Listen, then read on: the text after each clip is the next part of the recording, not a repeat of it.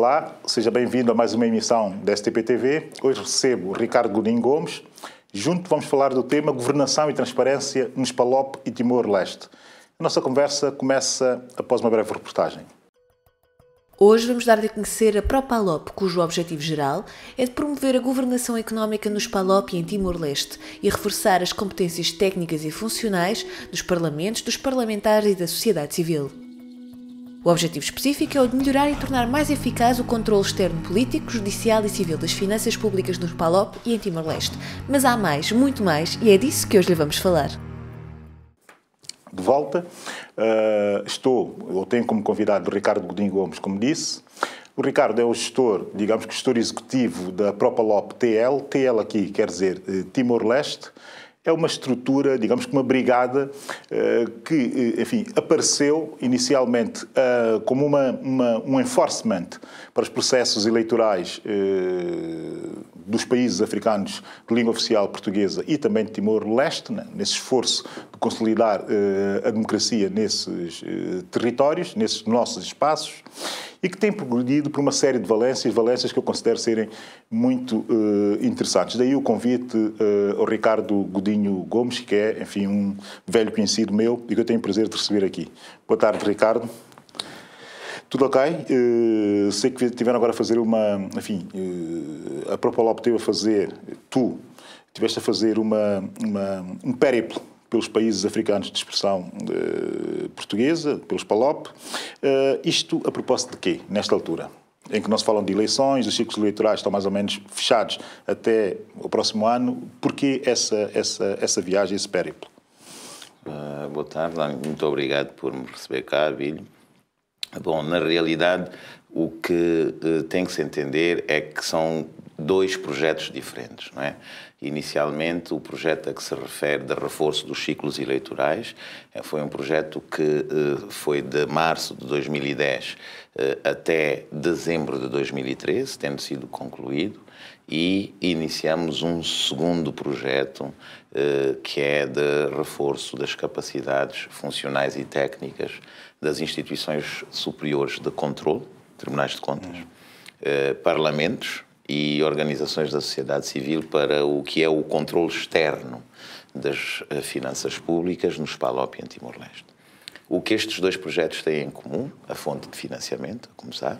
Os projetos são inteiramente financiados pela União Europeia, no quadro do que era previamente conhecido como PIR-PALOP, os programas regionais concentrados nos PALOP e que são financiados pela União Europeia. É como um basket, portanto, uma cesta, que tem diferentes projetos, não é?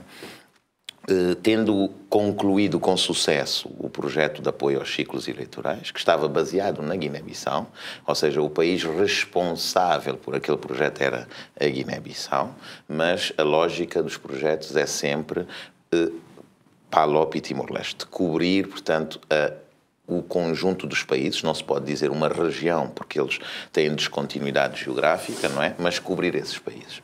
Após a conclusão do projeto de reforço dos ciclos eleitorais, de apoio aos ciclos eleitorais, foi um projeto bastante interessante também e que poderíamos levar bastante tempo a falar dele, iniciamos a formulação do projeto atual, que é o acrónimo é ProPalop TL, ISC, se estivermos em português, ou SAI, se estivermos em inglês, que é Instituições Superiores de Controle, ou Supremas de Controle, SAI, Supreme Audit Institutions. Foi um processo de formulação muito longo, que não começou agora, começou em janeiro de 2014. Levou cerca de 9 meses, porque inicialmente fez uma desk review. Olhamos para os principais indicadores de governação económica dos PALOP e Timor-Leste. Na base dessa desk review, criamos uma nota conceptual que foi aprovada pela delegação da União Europeia em Cabo Verde. Porquê em Cabo Verde? Porque Cabo Verde, para este projeto, é o país chefe de fila. E a delegação da União Europeia é o financiador principal, o senior supplier.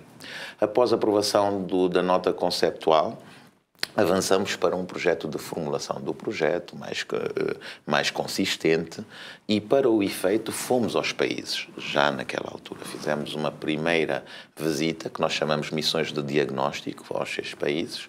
Nessa visita juntamos a desk review, com a discussão e a dinâmica entre nós, missão, e os beneficiários do projeto, a saber, tribunais de contas, parlamentos e organizações da sociedade civil. E fizemos um snapshot em cada país, uma coisa pequena, que nos ajudou a ter um projeto formulado não só na base dos indicadores e dos relatórios sobre essa matéria, mas também já com a informação importante fornecida pelos próprios beneficiários. Que relatórios é que nós vimos? Os tradicionais. Há indicadores de governação do Banco Mundial, PEFA, que é o quadro de avaliação da performance das finanças públicas.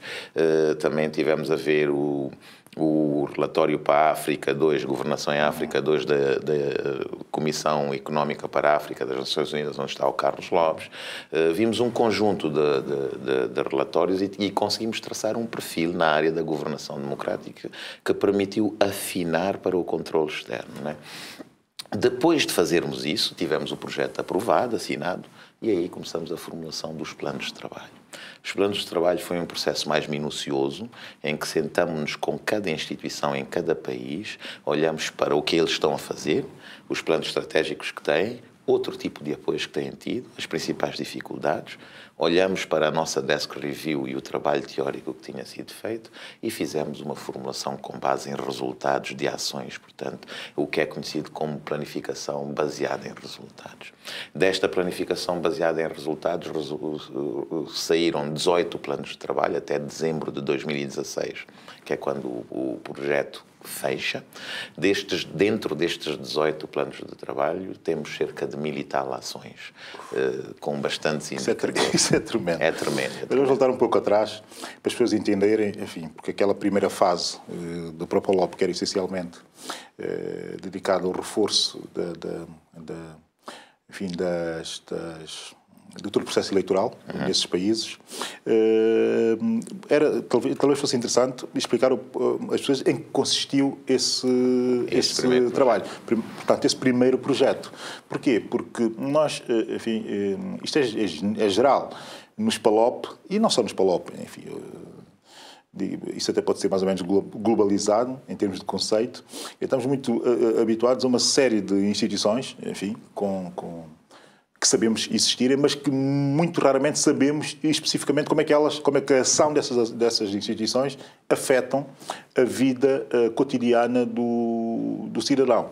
No caso da Propalop, na primeira fase, enfim, tivemos a oportunidade pessoalmente de trocar muitas ideias e falar imenso, e eu acompanho muito o vosso trabalho e sei, mas a verdade é que muita gente não sabe o que é que vocês andaram a fazer durante esse tempo todo. Dá para dar assim uma espécie de resumo objetivo sobre aquilo que é o vosso trabalho e o resultado dele. Isso é, claro. Acho que é essencial para as pessoas entenderem que essas coisas têm muita utilidade e muitas vezes essa parte da utilidade não chega às pessoas. Não? Muito bem. Esta é a primeira fase a que se refere, que é a fase do Propalop, apoio aos ciclos eleitorais. Situava-se o projeto na área da governação mais política. Não é? E o que nós fizemos, o mesmo tipo de abordagem, e depois vamos ver a evolução desta governação mais política para a governação económica, que é a fase em que estamos agora. Não é? O mesmo tipo de abordagem, a mesma complexidade na formulação, mas aqui estávamos a lidar sobretudo com comissões eleitorais, tribunais constitucionais, aquilo que nós chamamos os órgãos de gestão eleitoral, em primeiro lugar. E aí, nos nossos sistemas, podem haver dois tipos, o do Estado e do Executivo, portanto, que normalmente estão nos ministérios da administração do interior e que muitas vezes têm a responsabilidade de ou organizar as eleições ou organizar o recenseamento eleitoral. E depois as comissões eleitorais propriamente ditas, que têm o papel de fazer uma fiscalização e um seguimento dos processos eleitorais, que em alguns casos também acabam por trazer a si a parte executiva dos processos eleitorais. Depende dos modelos. Trabalhamos essencialmente com essas comissões eleitorais, trabalhamos com os parlamentos.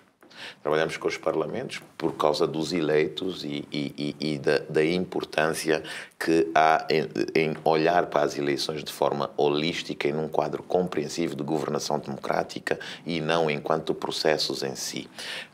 Esse projeto inicial surge da evolução que tem sido notada e que já se instalou da mudança de paradigma ou de percepção entre o apoio às operações eleitorais e reforço de capacidades no quadro de ciclos eleitorais. O que havia anteriormente é que chegava o apoio tipo naves de Marte durante o período eleitoral com grande força, ajudavam a organizar as eleições e a observar as eleições, saíam e depois um deserto, um hiato muito grande entre duas eleições, onde os órgãos de gestão eleitoral e os processos eleitorais passavam pela travessia do deserto. Isto levou à consequência muito simples, a ausência de desenvolvimento eficaz de capacidades, a ausência de apropriação nacional desses processos e, sempre que houvessem novas eleições, necessidade de apoio operacional. Voltar-se ao mesmo e voltar-se ao mesmo. Sempre ao mesmo. A base zero, portanto, a base de referência zero. E então, internacionalmente, o paradigma evoluiu para o reforço destes órgãos de gestão eleitoral, por um lado, ao longo do ciclo eleitoral, em períodos não eleitorais, com atividades que não eram necessariamente de operações eleitorais, mas sim de desenvolvimento de capacidades. Isso por um lado, e por outro lado com uma perspectiva mais holística, ou seja, num quadro de governação democrática em que outros atores, que não apenas os órgãos de gestão eleitoral, como os parlamentos e os parlamentares e a sociedade civil, eram também envolvidos num projeto compreensivo e que tinha três pontos como filosofia, estratégia, se quiser. O primeiro é que é um projeto que procura, numa lógica regional, mas que não é regional, baseada numa cultura, em familiaridades culturais, de quadros legais, de leis, de cultura de cultura institucional, usando a cooperação Sul-Sul, interinstitucional, sobretudo, usando as práticas e a partilha das boas práticas, substituindo progressivamente as consultorias baseadas em peritos recrutados de curto prazo pela utilização destes experts nacionais que trabalham e trocam entre si experiências e à volta do conjunto de estruturas que são importantes, começando pelos tribunais constitucionais, passando pelas comissões eleitorais e finalizando no Parlamento e sociedade civil. Nessa lógica, tivemos um conjunto de atividades durante 3 anos, um pouco mais de 3 anos, que sobretudo, não visaram apoiar para organizar eleições. Não tínhamos nem sequer os fundos para isso. As eleições são processos extremamente caros e um dos objetivos de apoiar ao longo do ciclo é progressivamente baixar o custo, não é? Então, o que nós fomos fazendo foi desenvolver as capacidades de estes atores. Então, as nossas ações não eram ações operacionais, que continuam a ser pertinentes e fundamentais para o processo eleitoral em si. Portanto, este tipo de apoio em que é preciso apoiar para organizar não deixa de ser fundamental. Contudo, nós decidimos intervir, portanto, ao longo do ciclo eleitoral. Depois dos 3 anos e tal, e um pouco mais de trabalharmos com estes atores, devemos dizer que as lições foram aprendidas, são substanciais, o resultado é muito importante, continua a haver a necessidade de continuidade deste tipo de programas, claro. Mas devo dizer que as redes entre estes atores foram criadas e mantêm-se ainda hoje. São redes que nós consideramos como fundamentais para a sustentabilidade e a estratégia de saída que qualquer projeto deve ter. Os projetos não são eternos, devem começar e ter uma maneira de sair, deixando espaço e práticas que perdurem para além do ciclo de vida do projeto, e isso aconteceu. Tendo terminado este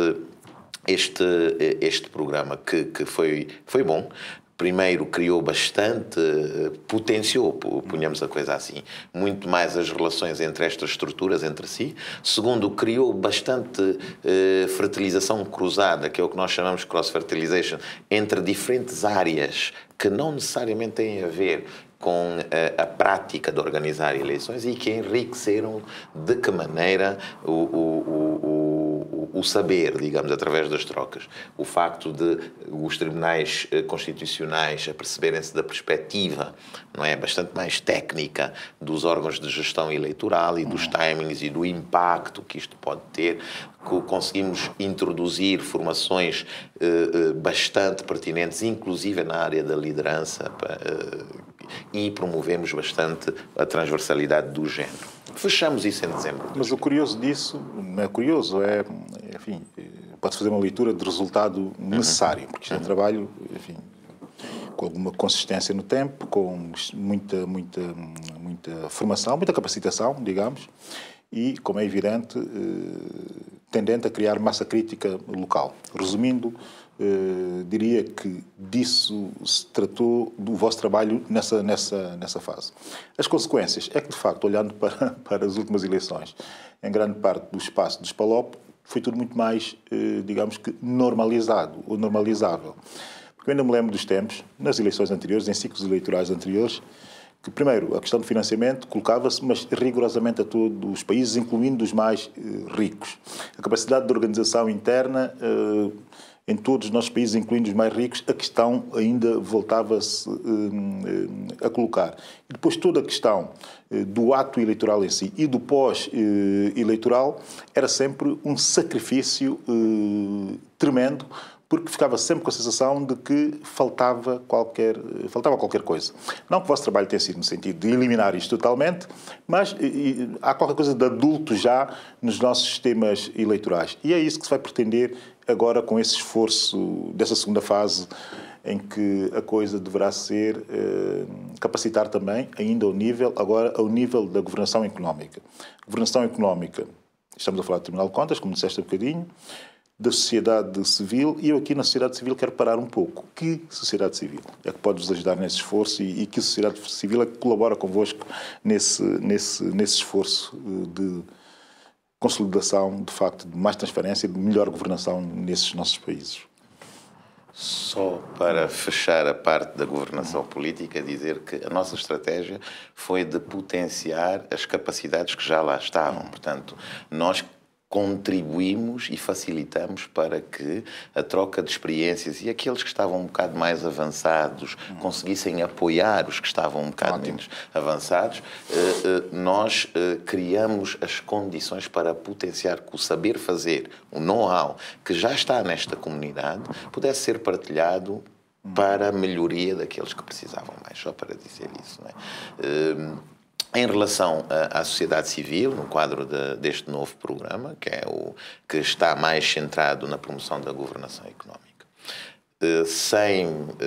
poderemos depois voltar à estratégia global do projeto, mas no quadro da sociedade civil, como tem sido nossa prática, nós procuramos sempre envolver diferentes atores de forma compreensiva e holística para que não funcionemos em armários fechados, numa lógica compartimentada. E a sociedade civil é um elemento fundamental no acompanhamento informado daquilo que são as despesas públicas. E aqui é importante dizer isso.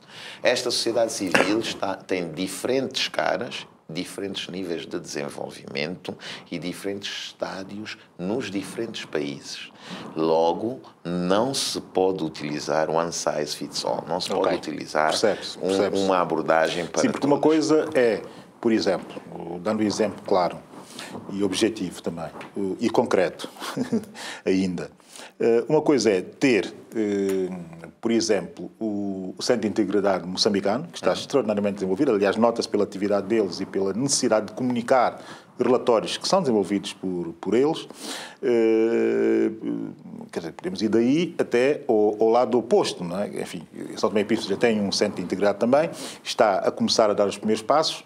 A Guiné-Bissau, não sei se já terá o Centro de Integridade e se já está a fazer esse percurso também, mas a verdade é que nós temos aqui um Centro de Integridade, no caso moçambicano, a fazer um trabalho, do meu ponto de vista, extraordinariamente meritório, de muita capacidade crítica, muita produção de documentação, e do lado oposto, a Guiné-Bissau, que eu nem sequer sei se tem ou não um Centro de Integridade.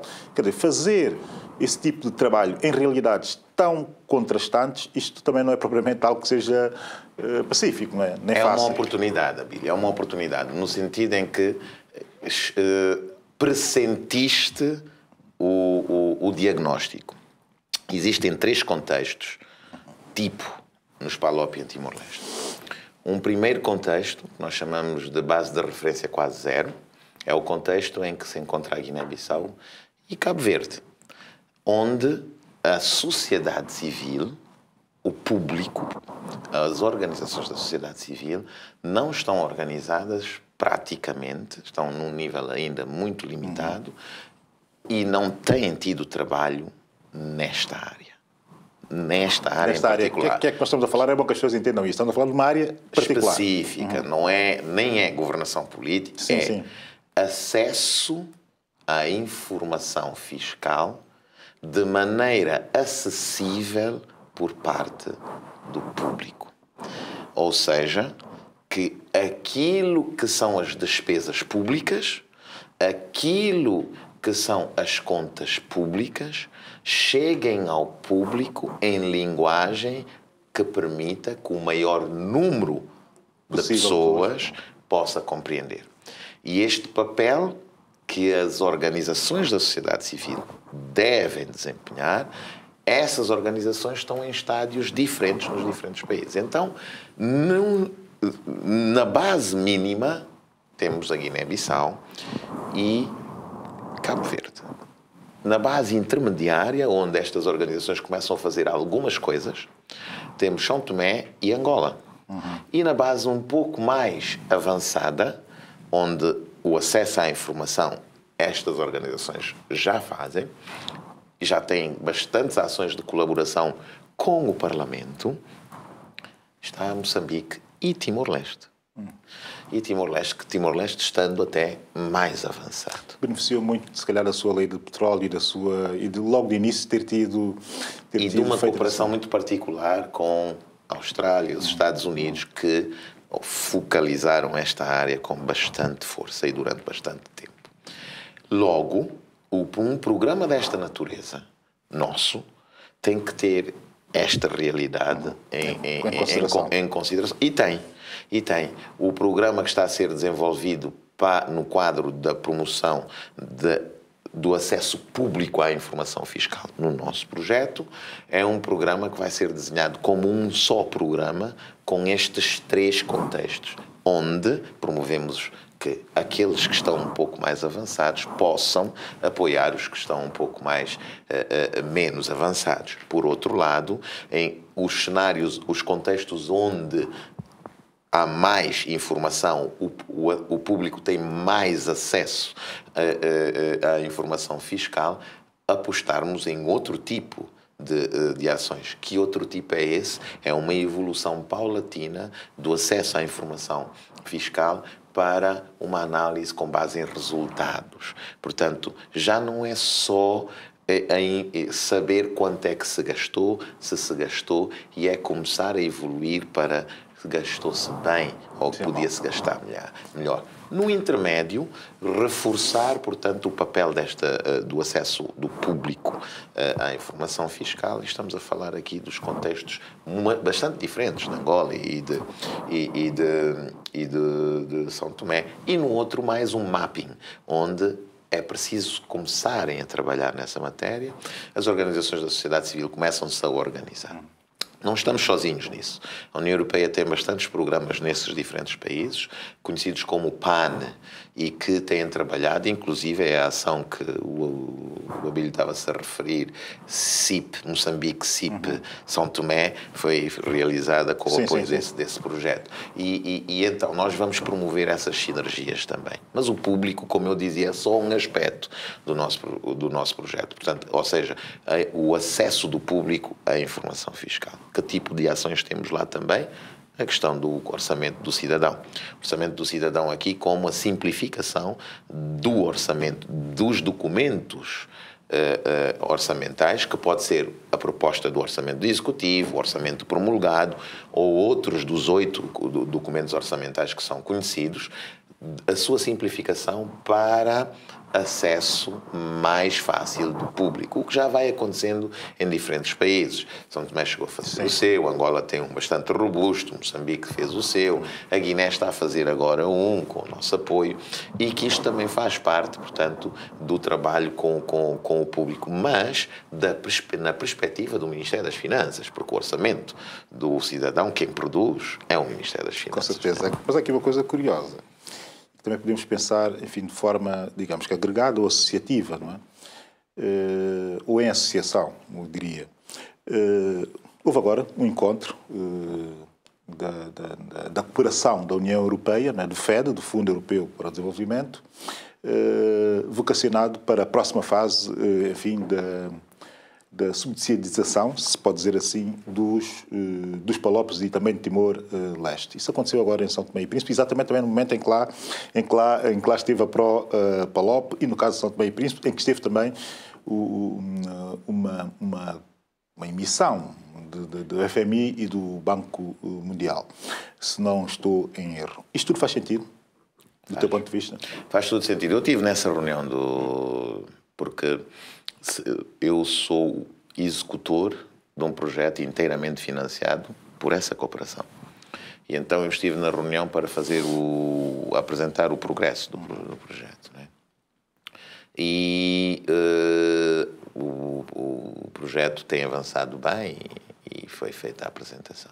O 11º FED, Fundo Europeu de Desenvolvimento, portanto, está a ser desenhado, ponhamos a coisa assim, pelos serviços do Ordenador Nacional do Fundo Europeu de Desenvolvimento nos PALOP e em Timor-Leste e a Comissão Europeia. É um trabalho que é conhecido publicamente como o PIR-PALOP. Sim, este seria o PIR-PALOP 11, não é? Sim. E que já, portanto, identificaram as áreas de concentração desse programa. Contudo, eu penso que seria mais indicado serem os próprios ordenadores ou representantes dos ordenadores a falarem sobre isso. Não, aqui o interessante era tentar perceber a relação que isto tudo tem, porque muita gente não faz esse tipo de ligações. E é interessante perceber-se que há aqui uns níveis de dependência muito grandes. Que são, e de interligação, como é óbvio, que são muito grandes. Não é? O 11º FED está a ser desenhado na base das lições aprendidas do 10º e do 9º FED. O que quer dizer que os programas como os que estamos aqui a falar alimentam o desenho do 11º FED. E essas lições aprendidas alimentam a programação. Mais claro não podia ser, mas antes ainda de terminarmos, enfim, vamos falar um pouco sobre ti. Estamos aqui a falar de coisas que são muito técnicas e muito profissionais, como é óbvio, e, enfim, é o resultado da tua atividade profissional. Mas há uma coisa que eu tenho que te perguntar. Então, para quando o próximo livro? Tu és um escritor também e eu já ando a insistir nisso há algum tempo. Para quando o teu próximo livro, camarada? Ok. Eu falo disso só se me deixares falar do que falta dizer do Pro-Palop. Então diz, força, vamos voltar então para o Pro-Palop. Mas não sais daqui sem falar sobre o próximo livro. Mas diz. O que falta dizer do Pro-Palop é que ele tem uma estratégia bastante interessante, que é colocar no mesmo espaço tribunais de contas, parlamentos e organizações da sociedade civil e Ministério das Finanças. Isso é muito interessante. Isso é muito interessante, porque agora aqui eu tenho que te interromper. Mas não só do mesmo país. De um conjunto de países que o que partilham em comum é bastante importante, porque são quadros legais, maneiras de fazer, culturas corporativas e institucionais e língua. Agora diz uma coisa, como é que isso é possível? Que espaço é esse em que seja permitido todas essas organizações, algumas delas até tendencialmente conflituais, como colocá-las todas na mesma plataforma, digamos? Convido a consultarem o nosso website que é o www.propaloptl-sai.org. E vão ver o seminário que foi organizado agora na praia. Nós organizamos um seminário de 5 dias, co-organizamos com o Banco Mundial, e 2 pessoas de tribunais de contas, 2 pessoas de parlamentos, em particular comissões de finanças e orçamento, 1 pessoa Ministério das Finanças. Aqui ainda não entra a sociedade civil, porque estamos numa fase mais preliminar. Reuniram-se por 5 dias na praia para discutir as questões da transparência orçamental e o controle externo. Dentro do controle externo, a fiscalização legislativa das finanças públicas e a auditoria externa feita pelos tribunais de contas. E desta vez, o que nós colocamos no centro deste grupo foi o Parlamento, a relação do Parlamento com estas organizações. E a agenda evoluiu desde o trabalho que estas comissões devem fazer, desde a teoria que existe à volta do trabalho das finanças públicas, até a fase seguinte, com 3 áreas de casos práticos: indústrias extrativas e grandes contratos, como fazer o controle externo, e como o Parlamento fazer o controle externo, e como os tribunais de contas fazer o controle externo. Género, que acabou com uma atividade extraordinária em Cabo Verde e que está a ser replicada nos demais países. E fundos de pensões, que é a área da segurança social, que são áreas frágeis, onde o controle externo, frágeis para o controle externo. Finalmente, concluímos com o controle das contas de gerência dos partidos políticos e das campanhas eleitorais, com a experiência do Brasil, Lei Ficha Limpa e a Lei da Integridade Pública. Portanto, isto aconteceu pela primeira vez na história dos PALOP e Timor-Leste, da CPLP, mas muito provavelmente do mundo, em que países diferentes juntam estas instituições num mesmo espaço. Os Ministérios das Finanças estiveram lá e falaram dos sistemas informatizados de acesso de informação, que produzem a informação fiscal. Aquilo que eles diziam era acompanhado ou não pelos tribunais de contas. E o acesso que os tribunais de contas devem ter dessa informação. E depois todo o quadro legal. E depois todo o quadro legal com os parlamentos. E a fiscalização do ciclo orçamental por esses parlamentos. Aprendendo uns com os outros. Muito prático, muito aplicado, partindo da teoria, discutindo os quadros teóricos e indo para os quadros muito concretos e práticos em cada um dos países. Eu tenho que elogiar o evento, porque do que eu fui acompanhando, gostei, francamente gostei mesmo muito. E é possível fazer isso com alguma regularidade ou é algo eventual e algo... Vamos fazer um no final do ano na Guiné. No último trimestre vamos fazer um do género, mas com a sociedade civil. E vamos fazer a parceria com o International Budget Partnership, que tem promovido o Open Budget Survey, etc.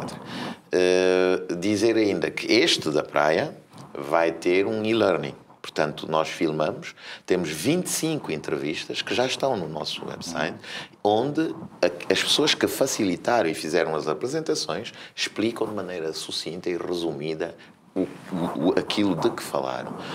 Aproximadamente 25 entrevistas e vamos fazer um módulo de ensino à distância, portanto, na base deste seminário. O que quer dizer que é algo que estará disponível para download, tal como no website do Ágora, que é a maior plataforma global parlamentar. Agora existe o Canto Português, portanto, com informação em língua portuguesa. Não havia de antes, somos nós que estamos a apoiar. Logo, este apoio integrado, ponhamos a coisa assim, tem sido o primeiro pilar da nossa estratégia. O segundo pilar da nossa estratégia é usando as nossas redes, não é? E colocando estas pessoas à frente. Isso é essencial. Pessoal. Para terminar agora, sim senhora, para quando o próximo livro, até porque tu tens um... E já falamos muitas vezes sobre isso, mas eu agora vou ter que fazer aqui esse final público sobre isso, que é para pressionar aqui o Ricardo. quando é que vais publicar, primeiro, a peça de teatro, do meu ponto de vista, magnífica, Limária, a peça de teatro que foi ensinada aqui em Lisboa no início dos anos 2000 e que eu acho que merece ser publicada em livro, até porque antecipou muita coisa e revelou muita coisa sobre a realidade guineense que está agora em momento de transição. Muito resumidamente, diz-me lá para quando a Limária como livro e para quando o próximo livro, não é? Porque isto temos que andar a produzir literatura, não é? Tenho estado a pensar muito nisso. As minhas novas funções levam-me a alguma contenção nessa matéria, porque há um sistema complicado de autorizações corporativas, não é? Mas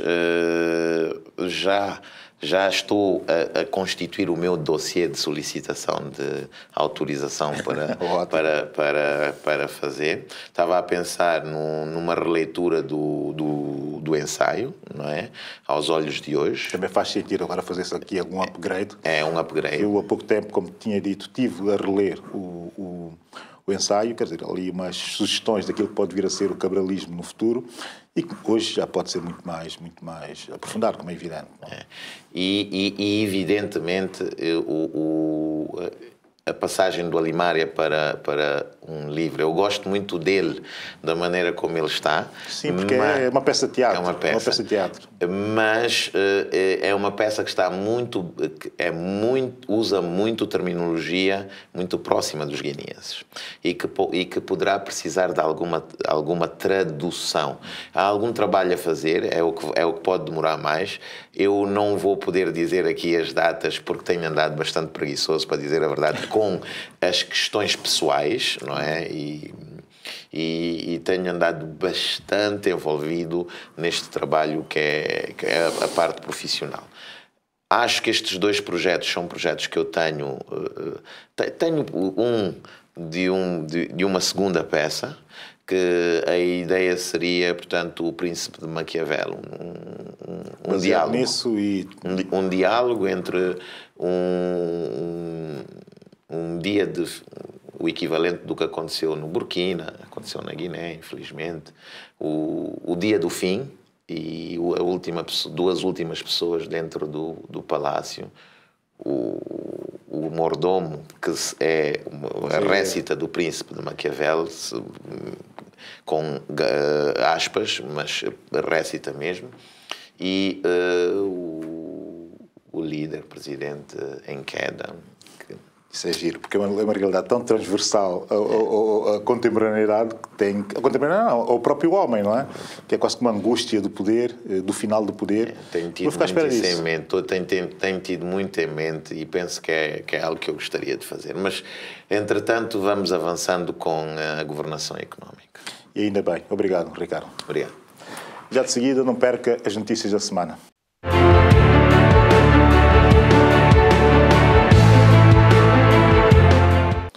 A primeira notícia de hoje diz respeito ao reforço da segurança por parte da ENASA no aeroporto de São Tomé.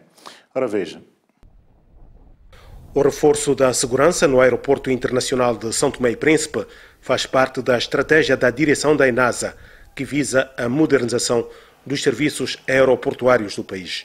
Nesta ordem de ideia, 16 técnicos da Empresa Nacional de Aeroportos e Segurança Aérea acabaram de receber formação da Organização Internacional de Aviação Civil. Foi cumprida mais uma etapa neste programa de assistência que está a ser brindado ao Estado de São Tomé e Príncipe para o desenvolvimento das capacidades e qualificações do seu pessoal no âmbito da segurança da aviação civil. Este ateliê, como referi, foi um ateliê para desenvolvimento das capacidades dos locais e, portanto, compete agora a este grupo de trabalho continuar os trabalhos agora aqui iniciados. O curso de uma semana, organizado pela direção da ENASA em parceria com o Instituto Nacional de Aviação Civil, enquadra-se na política do governo para tornar o aeroporto mais seguro e moderno. O 16º governo tem uma sua prioridade a modernização das infraestruturas. E uma dessas infraestruturas está o nosso aeroporto internacional e que passará por um processo de certificação que irá dotar o aeroporto e tirar todas as não conformidades existentes neste momento no nosso aeroporto.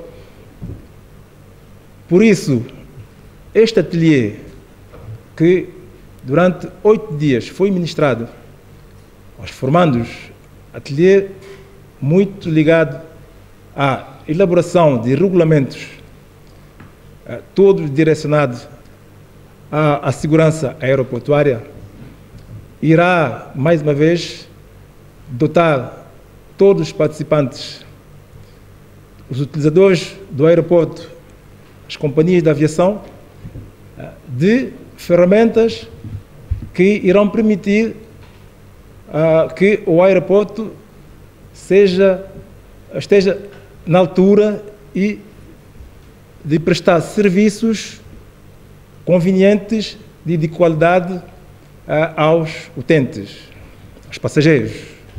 Os 16 técnicos envolvidos nesta formação sobre segurança no aeroporto estão agora mais preparados para lidar com as situações do dia a dia neste importante setor da atividade aeroportuária.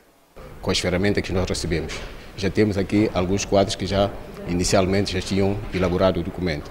E nesse momento temos o maior leque do pessoal, quer dizer que nesse momento estamos com ferramentas para terminar o nosso programa de segurança do aeroporto e os procedimentos aeroportuários. Mais segurança no Aeroporto Internacional de São Tomé e Príncipe, um passo importante para a modernização da referida infraestrutura, consideram as autoridades aeroportuárias do país. Enfim, alguma atenção a essa notícia, alguma atenção obrigatória a essa notícia por razões que são razões óbvias. Um aeroporto é sempre a porta de entrada para um país. Notam-se e percebem-se claramente melhorias na própria estrutura, na própria infraestrutura aeroportuária de São Tomé e Príncipe. É óbvio que é necessário mudar e mudar muito mais, e a mudança não passa só pela mudança de aspecto, passa pela mudança no sentido de melhorar serviços. A questão da segurança é obviamente essencial, e não é só essencial pela segurança das pessoas, segurança das suas bagagens, segurança das mercadorias, não, é muito mais do que isso, é a própria segurança que envolve esses três aspectos. Para isso ser eficaz, obviamente também há aqui uma série de protocolos que têm que ser cumpridos, mas mais dos protocolos talvez seja a altura do próprio país começar a pensar em externalizar ou em outsourcing com a ajuda de empresas especializadas em alguns segmentos, até porque interessa também certificar as exportações, ou seja, o envio de mercadorias a partir do transporte aéreo. Como eu dizia, talvez seja a altura de dar-se um passo mais à frente na qualificação de alguns serviços do próprio aeroporto. E deixar isso, externalizar, como eu digo, deixar isso em mãos de empresas especializadas. Pode ser o próximo passo e desconfio até que possa vir a ser possível. A segunda notícia que nos chega de São Tomé e Príncipe foca a criação do núcleo naval da Marinha Brasileira como forma de reforço da segurança também nas águas territoriais são-tomenses e no Golfo da Guiné. Veja a reportagem. O núcleo naval da Marinha Brasileira em São Tomé e Príncipe surge na sequência da formação de 28 fuzileiros navais da Guarda Costeira São-Tomense, como explica Mário Júlio, encarregado do núcleo da Missão Naval do Brasil. O passo que nós damos agora, ele é muito reflexo do sucesso que foi a realização desse curso no ano passado. Nós manteremos esse curso no ano de 2015, investindo numa nova turma, formando novos fuzileiros navais santomenses e também procurando sempre delinear pontos de melhora na estrutura da Guarda Costeira santomense, que poderão ser suplantados com o auxílio do governo brasileiro. O embaixador do Brasil em São Tomé e Príncipe, José Leitão, vê a criação deste núcleo naval da Marinha Brasileira em São Tomé e Príncipe como um contributo para o reforço da segurança nas águas territoriais santomenses e no Golfo da Guiné. O Golfo da Guiné não é importante só para São Tomé e Príncipe, não. E não é importante só para o Atlântico Sul, não. A segurança do Golfo da Guiné é importante para o continente africano. E vou mais, sem nenhum medo de ser megalômano.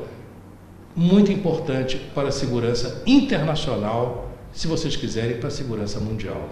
Para o ministro santomense da Defesa e do Mar, Carlos Stock, é bem-vindo o Núcleo Naval da Marinha Brasileira, bem como os apoios à Guarda Costeira Nacional. Se nós formos ver, o mar hoje, pela sua dimensão, tem constituído a maior ameaça do mundo inteiro. Desde a pirataria, o tráfico de seres humanos, a poluição marítima, droga, tráfico de droga, pescas ilegais. Por isso, São Tomé e Príncipe não está fora de todos esses atos. Atendendo a essas preocupações, para garantir a nossa soberania, o governo priorizou o mar. Atendendo a nossa vulnerabilidade, que todos sabem e conhecem, nunca é para demais associarmos aqueles que, pelas suas experiências e pelas suas grandezas, em termos da Marinha, em termos de forças aéreas e navais, poderem ajudar-nos. São Tomé e Príncipe e Brasil reforçam a cooperação na área da defesa com o objetivo de garantir a segurança na região do Golfo da Guiné. Uma questão essencial e crucial. O papel angular de São Tomé e Príncipe na zona do Golfo da Guiné. É uma zona de alto risco, e nós temos insistido muito sobre isto aqui nas emissões da STP-TV, de alto risco de criminalidade naval. Logo, sendo também uma zona onde e na qual o tráfico naval é cada vez mais intenso, um país como São Tomé e Príncipe, pouco munido de respostas para esse tipo de risco, tem, obviamente, que resolver grande parte do problema recorrendo a parcerias. Com o Brasil, já não é de agora que a parceria vem se estreitando, existe também uma parceria com a França, também com os Estados Unidos da América, e existe, sobretudo, e também, que é uma parceria necessária, que é a parceria no âmbito dos países do Golfo da Guiné, através da Comissão do Golfo da Guiné. Que os brasileiros se envolvam é uma extraordinária notícia. É preciso fazer o upgrade desse envolvimento. Porquê? Porque o Brasil tem como maior zona de exportação dos seus produtos para a África exatamente a zona do Golfo da Guiné. As relações comerciais do Brasil com a África assentam muito naquilo que o Brasil exporta, essencialmente para dois países, Angola e a Nigéria. E são dois países dessa zona. Logo, sendo São Tomé uma plataforma angular para a diminuição do risco de atividades criminosas navais, nesse espaço geográfico, é sempre uma boa notícia ter o Brasil envolvido nesse esforço. Passamos agora aos destaques internacionais. A primeira notícia diz e fala-nos do julgamento do jornalista e ativista dos direitos humanos angolano Rafael Marques. Veja a reportagem, depois irei fazer um breve comentário. Hoje damos destaque ao julgamento do jornalista e ativista dos direitos humanos angolano Rafael Marques, que o opõe a vários generais angolanos depois de falhada a tentativa de entendimento extrajudicial. Recorde-se que Rafael Marques é acusado de denúncia caluniosa por ter exposto alegados abusos cometidos pelos militares, com publicação em Portugal em setembro de 2011 do livro Diamantes de Sangue, Tortura e Corrupção em Angola. Eu aqui tenho uma visão um pouco heterodoxa relativamente a este assunto. Eu acho que, de facto, a democracia em Angola começa finalmente, e ainda bem, e necessariamente a amadurecer. A melhor notícia desse julgamento de Rafael Marques, é sempre desagradável haver um julgamento com essa natureza, mas para mim é uma boa notícia, ou a melhor notícia desse julgamento, desse facto, desse evento, digamos, é o que sabemos, e sabemos já, que existem negociações extrajudiciais para resolver a situação. Isto quer dizer que os angolanos, entre si, entenderam que devem conversar, mesmo divergindo em coisas que, enfim, que possam ser essenciais ou aparentemente essenciais, entendem que não há nada mais essencial do que o interesse de Angola enquanto país, que é o país deles e que é um país que nenhum deles pode dizer que gosta mais do que outro, que são, obviamente, angolanos. E não há motivos nenhuns para que os angolanos não falem, e também que não há motivos nenhuns para que os angolanos não assumam os seus conflitos, e não há motivos nenhuns para que os angolanos não assumam crítica ao exercício do poder. Como também não há motivo nenhum para que o poder possa, em sede própria, reagir a um certo tipo de críticas. Nada disso é fora do normal num Estado de Direito, nada disso é fora do normal de uma democracia. Logo, os angolanos todos estão, obviamente, de parabéns. Cada um a fazer aquilo que tem, obviamente, que fazer dentro de um quadro de um Estado de Direito e de uma democracia, sobretudo. E aqui nota-se bem que é possível ser-se crítico sem a necessidade de existir um conflito violento. Isto é sinal óbvio de amadurecimento e é sinal óbvio de que o interesse de um país vale muito mais do que qualquer tipo de divergência política e até ideológica. O Brasil vai perdoar cerca de 95% da dívida da Guiné-Bissau. É o nosso segundo destaque internacional. O Brasil vai perdoar cerca de 95% da dívida da Guiné-Bissau. O primeiro-ministro guineense, Domingos Simões Pereira, fez este anúncio no regresso de uma visita privada a Cabo Verde com passagem pelo Senegal. Domingos Simões Pereira anunciou também a chegada para breve a Bissau de uma missão do Banco Mundial para uma avaliação pós-mesa redonda, resultado do encontro que manteve com a diretora regional da instituição em Dakar. Bem, em relação a essa notícia do Brasil, do meu ponto de vista, o Brasil não faz mais do que a sua obrigação. A questão aqui é outra, é saber se as novas autoridades da Guiné-Bissau estão à altura dessa oportunidade que o Brasil, país irmão, lhes dá. Conhecendo os novos governantes da Guiné-Bissau, não tenho dúvidas nenhumas que saberão estar à altura dessa oportunidade.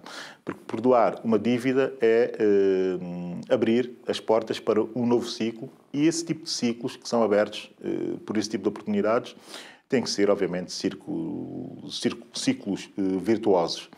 E como estamos em presença de um governo que tem muitas virtudes, como é o novo governo da Guiné-Bissau, não tenho dúvidas nenhumas que eles saberão, obviamente, capitalizar sobre esse facto, sobre essa oportunidade. As notícias terminam aqui, os meus comentários também. Segue-se a minha sugestão de hoje, que é simples.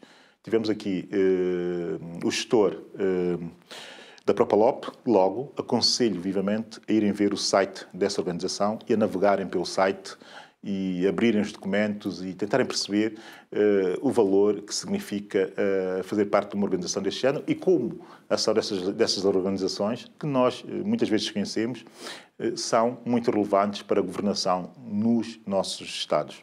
Por hoje é tudo. Continue a acompanhar-nos no nosso Facebook e no canal YouTube. Já sabe, eu sou Abílio Neto e esta é a STP TV, a sua nova televisão.